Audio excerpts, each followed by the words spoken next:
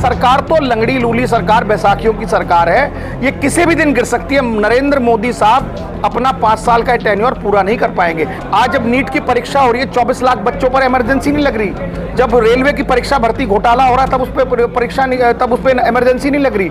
जब यूपी में कोई भी परीक्षा आ रही है, 70 से ज्यादा परीक्षाएं जो हैं इस वक्त लीक हो गई हैं, तो ये क्या इमरजेंसी नहीं है? और जो अभी प्रेजेंटली है वो संविधान के विरोधी है, लोकतंत्र के विरोधी है, वंचित तबके के हक अधिकार नहीं देना चाहती है। चाहे वो SC/ST सब प्लान का मुद्दा हो, चाहे दिल्ली में SC कमीशन ना बनाने का मुद्दा हो, चाहे वो 15 लाख रुपए हर एक के बैंक में अकाउंट में आने का मुद्दा हो, चाहे वो 2 करोड़ रोजगार देने का मुद्दा हो, चाहे वो हाथरस जैसी जघन्य घटनाएं जो दलित बच्चियों के साथ हो रही हैं, या मूंछ नहीं रखने जा रही है, चाहे घोड़ी पे नहीं चढ़ने दिया जा रहा, या किस तरीके से हमारे लोगों को एक तरीके से प्रताड़ित किया जा रहा है, इस सब के खिलाफ हम समाज को एकजुट करने का काम करेंगे।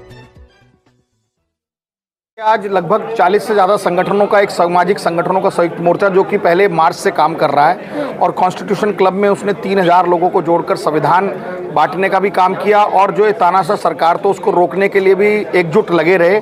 अब पुनः हम लोग आज से जो प्रशांत भूषण साहब ने इसको लॉन्च किया है, हम दिल्ली NCR में लगभग 500 मीटिंग करेंगे, क्योंकि आने वाले समय में 3 राज्यों के चुनाव के साथ साथ दिल्ली का भी चुनाव है। तो आने वाले समय में हम अपनी मोहल्लों में, बस्तियों में 500 से ज़्यादा मीटिंग कर बताएंगे कि किस तरीके से ये सरकार जो अभी प्रेजेंटली है वो संविधान के विरोधी है, लोकतंत्र के विरोधी है, वंचित तबके के हक अधिकार नहीं देना चाहती है। आम आदमी पार्टी सरकार की बात कर रहा हूँ मैं, सभी सरकारों की बात कर रहा हूँ जो भी सत्तासीन है, चाहे वो आम आदमी पार्टी की सरकार हो, चाहे वो केंद्र की भाजपा की सरकार हो। जिसने दलितों वंचितों की हकमारी की है, उनके अधिकारों को रोका है, हम सब उन ताकतों के खिलाफ आज सामाजिक संगठनों का मोर्चा तैयार हो गया है। और आने वाले 24 नवंबर को संविधान दिवस हम तालकटोरा इंडोर स्टेडियम में मनाने जा रहे हैं, जिसमें हजारों की संख्या में समाज का वंचित तबका इकट्ठा होगा और अपनी आवाज़ को बुलंद करेगा, अपनी एकता को प्रदर्शित करेगा। आपने कहा कि आप सत्ताधारी सरकारों के खिलाफ जनता को जागरूक करेंगे, फिर उनके सामने, अगर आप इनके खिलाफ कैंपेन कर रहे हैं, उनके सामने क्या ऑप्शन देंगे कि वो किसे चुने? नहीं, देखिए, हम पहली बात ये कहेंगे कि जो हकमारी हुई है, या जो हमारी मुश्किलात है, चाहे वो बेरोजगारी से मुद्दा हो, चाहे वो शिक्षा से जुड़ा मुद्दा हो, चाहे वो पेपर लीक से जुड़ा मुद्दा हो, चाहे वो SC/ST सब प्लान का मुद्दा हो, चाहे दिल्ली में SC कमीशन ना बनाने का मुद्दा हो, चाहे वो 15 लाख रुपए हर एक के बैंक में अकाउंट में आने का मुद्दा हो, चाहे वो 2 करोड़ रोजगार देने का मुद्दा हो, चाहे वो हाथरस जैसी जघन्य घटनाएं जो दलित बच्चियों के साथ हो रही हैं, या मूंछ नहीं रखने जा रही है, चाहे घोड़ी पे नहीं चढ़ने दिया जा रहा, या किस तरीके से हमारे लोगों को एक तरीके से प्रताड़ित किया जा रहा है, इस सब के खिलाफ हम समाज को एकजुट करने का काम करेंगे। जब समाज एकजुट हो जाएगा और वो तय करेगा कि हमें किस ओर बढ़ना है, कौन हमारे लिए मुफीद है, किसने हमारे साथ अन्याय किया, दुराचार किया, अत्याचार किया, अनाचार किया है, उसको हमें रोकेंगे। और जो ऐसी ताकतें हैं जो हमारे समाज को रोकने का काम कर रही हैं, उनको हम कहीं ना कहीं सत्ता से बाहर करेंगे।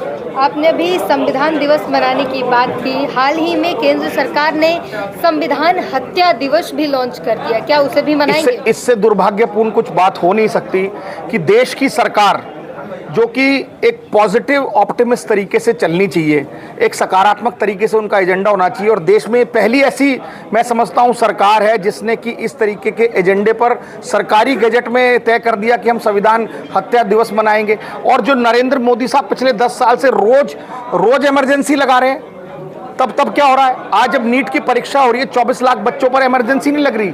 जब रेलवे की परीक्षा भर्ती घोटाला हो रहा है, तब उस पर इमरजेंसी नहीं लग रही। जब यूपी में कोई भी परीक्षा आ रही है, 70 से ज़्यादा परीक्षाएं जो हैं इस वक्त लीक हो गई हैं, तो ये क्या इमरजेंसी नहीं है? जब देश में 141 चुने हुए सांसदों को संसद से बाहर कर देता है, क्या ये देश में इमरजेंसी नहीं है? क्या जब दलितों की बेटियों के साथ अत्याचार हो रहा है, पेट्रोल डालकर उनको जलाया जा रहा है, क्या ये इमरजेंसी नहीं है? क्या बेरोजगारों को रोजगार नहीं मिल रहा है? इस वक्त देश में सबसे ज़्यादा 67% बेरोजगारी है, क्या ये इमरजेंसी नहीं है? जनता को पसंद आ रही है वो इमरजेंसी? कहाँ पसंद आ रही है? जनता ने तो दिखा दिया। जनता ने उत्तर प्रदेश से उनकी शुरुआत कर दी है। जनता ने उनको 275 का आंकड़ा नहीं दिया। जनता ने कल जो बाय इलेक्शन हुए उसमें उनको सबक सिखा दिया। आने वाले, सरकार तो उन्हीं की है। देखिए, सरकार तो ये बैसाखियों की सरकार है। जिस दिन आप समझ लीजिए 2 पार्टियां इनसे हटेंगी, और आने वाले समय में आप देखिएगा जैसे जैसे चुनाव के रिजल्ट आ रहे हैं, अभी कल जो इनको मुंह की खानी पड़ी है, 3 राज्यों में मुंह की खाएंगे, उत्तर प्रदेश की 10 सीटों पर नोटिफिकेशन जारी नहीं कर रहे हैं। ये सब कहीं ना कहीं नरेंद्र मोदी सरकार की घबराहट है और बौखलाहट है। आने वाले समय में देखिएगा सत्ता पर जो ये बैठे लोग हैं, इनकी उल्टी गिनती अब शुरू हो चुकी है। किस तरीके से, क्योंकि 5 साल के लिए तो केंद्र में मोदी जी हैं। देखिए ऐसा अभी ये परमानेंट थोड़ी है, मोदी जी तो दूसरों के सहारे बैठे हैं। जब एक तरफ चंद्रबाबू नायडू और दूसरी तरफ नीतीश कुमार और दूसरे दल जब देखेंगे कि नरेंद्र मोदी साहब के नेतृत्व में बार बार राज्यों में हार हो रही है, उपचुनावों में हार हो रही है, तो वो अपने और जब उनके मुद्दे हैं अहम, देखिए पहली बात तो ये वैचारिक गठबंधन हुआ ही नहीं है। जो नीतीश कुमार जी की जेडीयू है और आंध्रा में अपना चंद्रबाबू नायडू की पार्टी है, वो कहीं ना कहीं एक सेकुलर पार्टीज है और वो समाज के हर तबके को आगे बढ़ाकर अपने पैकेज की बात करते हैं। उन्होंने अमरावती नई राजधानी बनानी, उन्होंने बिहार का जो पिछड़ापन है उसका पैकेज मांग रहे हैं। जब ये सरकार आने वाले बजट में उनको नहीं देगी तो स्वाभाविक है वो इनसे पिंड छुटाएंगे, इनसे पीछा छुड़ाएंगे। ये सरकार तो लंगड़ी लूली सरकार, बैसाखियों की सरकार है, ये किसी भी दिन गिर सकती है। नरेंद्र मोदी साहब अपना 5 साल का टेन्योर पूरा नहीं कर पाएंगे, आने वाले 6 महीने में देखिएगा ये सरकार गिर जाएगी। लेकिन जनता की सबसे बड़ा सवाल ये है और जनता परेशान इसलिए है कि दो बड़ी पार्टियां हैं, कांग्रेस और भाजपा।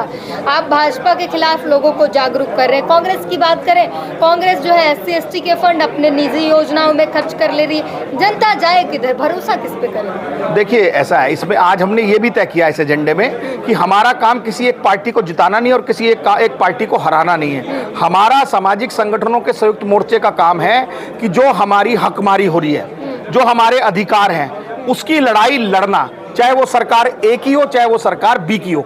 हम SC ST सब प्लान की लड़ाई इस सरकार से भी लड़ रहे हैं, अगर दूसरी पार्टी की सरकार आएगी उससे भी लड़ेंगे। हम अपने बच्चों के रोजगार की लड़ाई इनसे भी लड़ रहे हैं, आने वाली पार्टियों से भी लड़ेंगे। दिल्ली में जिस प्रकार से लेटरल एंट्री के माध्यम से ये सरकार पीछे बैकडोर से घुसा रही है, या ये फेलो के आधार पर केजरीवाल सरकार ने हमारे लोगों को तय कर लिया कि सिर्फ लड़ते ही रहना है और कुछ नहीं। इसके अलावा हमारे संघर्ष के अलावा हमारे पास चारा क्या? बाबा साहब ने तो हमें मान चुके हैं, बाबा शासन नहीं करना, सिर्फ लड़ना है। क्यों नहीं शासन करना? जब हम संघर्ष करेंगे, संघर्ष के कठिन रास्तों से ही सत्ता की तरफ बढ़ा जाता है। जब हम संघर्ष करते रहेंगे तो आप देखिएगा सत्ता के हम नजदीक आते जाएंगे। जब हमारा समाज तैयार हो जाएगा, अभी हमारी मुश्किलात ये है कि हमारा जो समाज है वो कहीं ना कहीं दूसरी पार्टियों के छुटभैये लीडर्स के साथ लगा हुआ है। जिस दिन समाज एक प्लेटफॉर्म पर खड़ा हो जाएगा, जैसे बहुत सारे सामाजिक संगठन आज एक संयुक्त मोर्चा बनाकर है, ऐसे ही संयुक्त मोर्चे और बनेंगे और फिर एक मोमेंट तैयार होगी। तो उस वक्त जीतना और पार्टी बनाना तो 2 सेकंड का खेल है। पहले समाज को तैयार करना है और समाज को तैयार करना हमारी अहम जिम्मेवारी, जिस ओर हम आगे बढ़ रहे हैं। 15 मार्च से हम लोग लगे हुए हैं। कॉन्स्टिट्यूशन क्लब में भी हमने 3000 लोगों को जागृत कर संविधान वितरित किया था। आने वाले 24 नवंबर को भी हम संविधान बांटेंगे और आने वाले समय में देखिएगा आप कि जब समाज तैयार हो जाएगा तो समाज अपने पैरों पर खड़ा होकर अपने निर्णय खुद लेने शुरू कर देगा। उसे पता होगा कि क्या सही है क्या गलत है। क्या वजह हो सकती है जो समाज अभी भी बटा हुआ है? देखिए समाज में बहुत सारी वजह हैं। एक तो अशिक्षा, कुछ चंद लोगों का आपस में एक बिखराव और जागरूकता ना होना। अब जब समाज में बहुत सारे लोगों को ये पता लग रहा है कि हमारी इस तरीके से इन सरकारों ने हमारे बच्चों के साथ, हमारे आने वाले भविष्य के साथ किस तरीके से खिलवाड़ किया है, जो हमें संविधान के माध्यम से अधिकार मिले हैं उन पर किस तरीके से इन्होंने उसको रोकने का काम किया है। और ये जो सरकार है ये तो उस पूरे संविधान को बदलने की बात करती थी, उस संविधान में संशोधन की बात करती थी। कम से कम ये तो समाज ने माकूल और करारा जवाब इस सरकार को दिया है ना, कि जो लोग इनके संविधान बदलने की बात करते थे उस सरकार को 400 की जगह 275 भी नहीं लाने दिया। ये भी हमारी एक जीत की तरफ एक पहला आगाज है। हम पहला कदम आगे बढ़े हैं, आने वाले समय में हम इससे भी आगे और कदम बढ़ाएंगे।